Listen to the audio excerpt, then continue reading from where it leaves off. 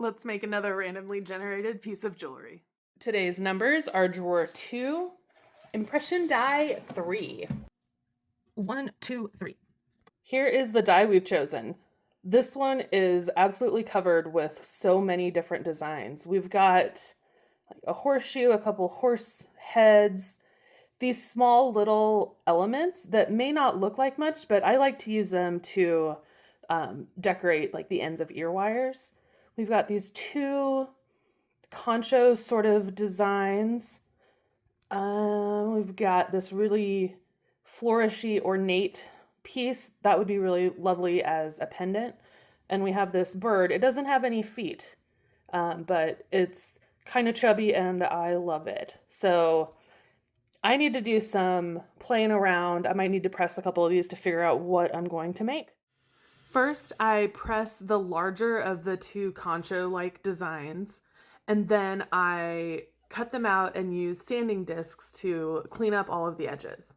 I want them to have some depth, so I place them into a wooden block and form a slight dome in each of them. The one on the left is slightly domed, the one on the right is flat. I need to sand the bottom of each of the domes flat to make sure that it will have a good contact when I make the back plate. This tool is called a pancake die, and I insert sheet metal into it, put it into my press, and it cuts out a blank. I take the blank and I insert it about 180 degrees from where it was before so that I don't have to cut out the scallops by hand. I do that, press it to cut off that little tab, and then I use a sanding disc to remove any burrs or sharp spots from the back of the disc. Once it's smooth, I drill a hole in the center of each, and I think these are really cute. They look like little cookies to me. Then I head over to my soldering station. I melt a few pieces of solder inside the dome, then flip it over and place it on the back plate, and reheat it until the solder reflows and the dome is attached to the back plate.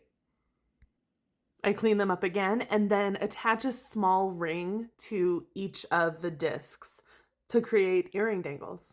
To create the part of the earring that will go through the ear, I press the smaller of the concho designs. Then I saw it out, clean up the edges, and then head back over to my soldering station and solder a sterling silver ear post onto the back of each one. I do this by melting solder onto the end of the ear wire and then holding it in place while I heat it until it solders onto the disc. Then I solder a ring onto each of the components, finish the earring, sign the pieces, and here they are. I decided not to apply a patina this time. I'm team patina, but sometimes I know y'all like to see some just polished silver. I think these are really fun. They're very wearable, and it was fun to combine 2 different but similar designs into one piece. If you want to play along, I need you to leave me 2 numbers in the comments, number 1 through 8 to determine which drawer I'll choose, and number 1 through 85 to determine which die from that drawer I'll pick. Thank you all, I truly appreciate you, and I'll see you in the next video.